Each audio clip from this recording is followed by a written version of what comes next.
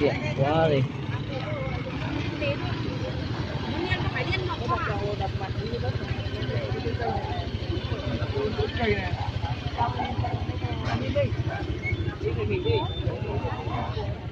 Sao không đi cấp cứu à? Đang gọi xe cấp cứu đến chưa đến. Ồ. Phải đi nằm im đi chị ơi. Phải đi cấp cứu ngay chứ. Để đấy. Cái đi đừng.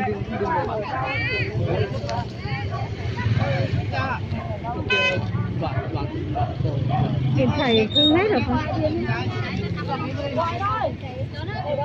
Xong cái này.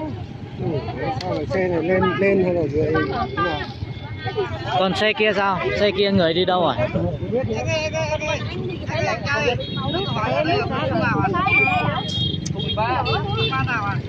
Chắc tôi cùng xe rồi, cái lên rồi.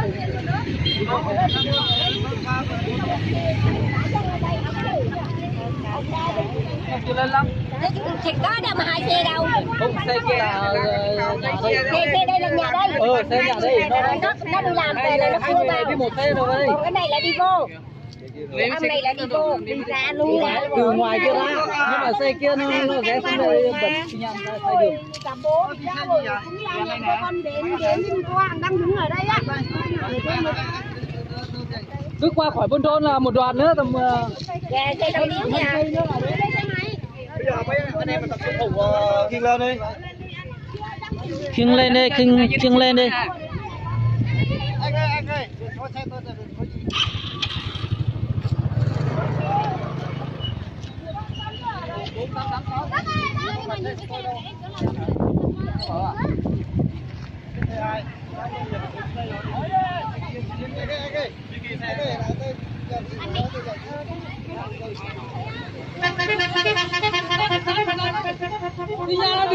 Ơi đừng đụng vào anh nhá.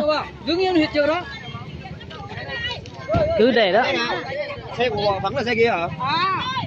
Xe gọn chứ không phải xe gọn nữa.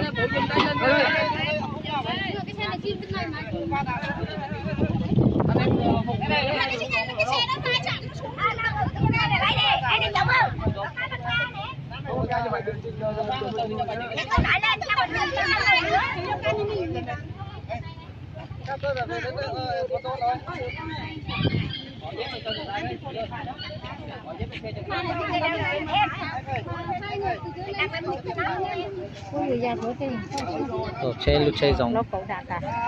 khẩu đá bù lên chạy đó. Mẹ tím bố bao giờ tiệt tồn tại rồi? Tàu Không một còn một tàu rồi.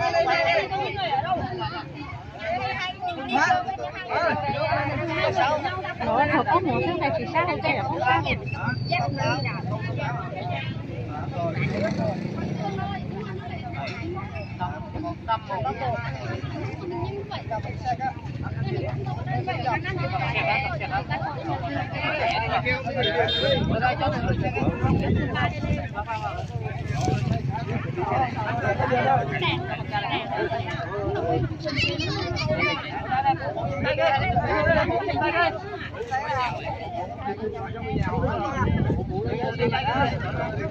Em mời nữa.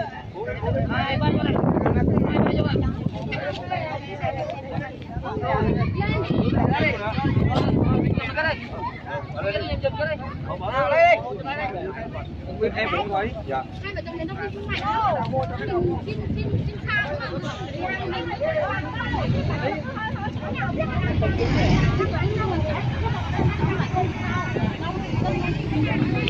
Đường này nó chạy nhanh lắm, sợ lắm.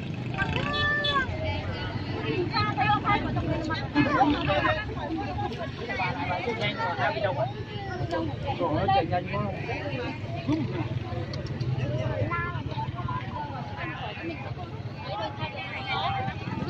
Vô đây đi. Không đi à?